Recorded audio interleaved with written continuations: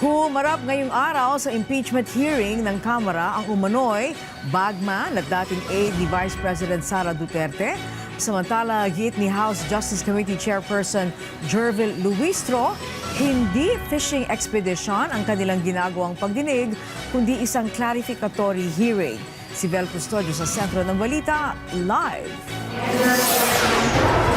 Angelique, sa pagbubukas sa impeachment hearing laban kay Vice President Sara Duterte, nilinaw na House Justice Committee na ito lamang isang clarificatory hearing upang suriin kung may probable cause o sapat na batayan ang mga reklamo. Una nang dinismiss ng komite ang dapat sanang pagsalang sa pagdinig ni Attorney Cynthia Pantonal na nagnotaryo sa affidavit ng umano'y former aide of Vice President Duterte na si Ramil Madriaga. Sumunod nang humarap sa komite si Madriaga kung saan binasa niya ang laman ng kanyang supplemental affidavit. Inalahad niya na umano'y paghahatid ng malalaking halaga ng pera sa utos si Vice President Duterte. Sa kanyang affidavit, sinabi niya noong December 20, 2022 ay direkta siyang inutusan na magpag-ugnayan kay Colonel Dennis Nolasco para sa mga delivery sa Laguna at Quezon City. Aniya, 4 na bag na may lamang tinatayang 30 hanggang 35 billion pesos bawat isa ang kinuha sa DepEd at ipinamahagi para sa iba't ibang destinasyon. Sinabi rin ni Madriaga na kumuha siya ng 1 bilyong piso bilang kanyang bahagi at nakumpirmang mga bundles ng pera ang laman ng mga bag. Giit niya, hindi 11 days, kundi mas mabilis na nagamit ang 125 million pesos sa confidential funds. Kabilang din sa ibinunyag ni Madriaga ay ang transaksyon umano ng Bureau of Customs kay Attorney Man Scarpio na asawa ng bise para sa pag-release ng magnetic lifters na naglalaman umano ng mga kontrabando.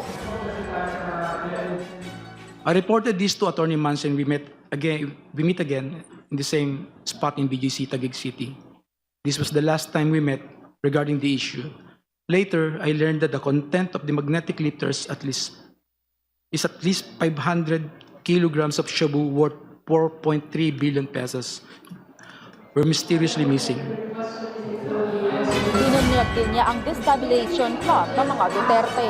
Ayon kay Madriaga, may kasunduan umano si Pangulong Ferdinand R. Marcos Jr. at Vice President Duterte noong 2022 election campaign na si VP Sara na ang hahaliting pagkapangulo sa 2025 at tatakbo muli ang bise sa pagkapangulo sa 2028.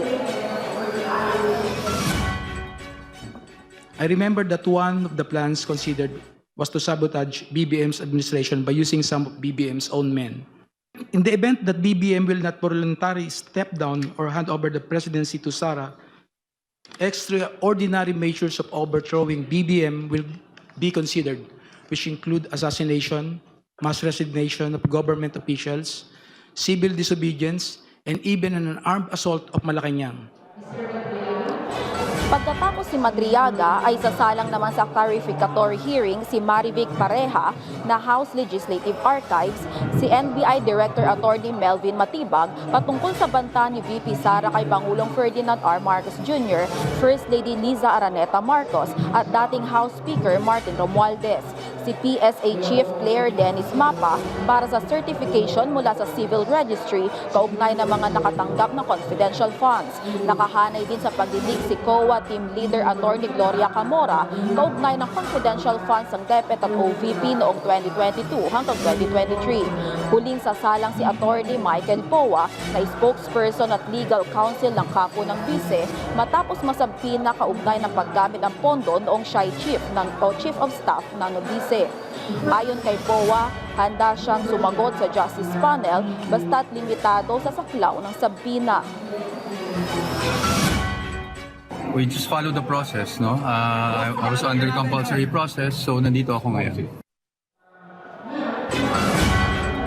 Angelique, sa susunod naman na pagdinig ng House Committee on Justice ay inaasahang iimbitahan naman ang Ombudsman para sa hinihiling na salin ng bise at ang BIR at ang SEC para sa mapag-usapan ang unexplained wealth umano ng pangalawang Pangulo. Balik sa iyo, Angelique. Alright, maraming salamat, Vel Custodio.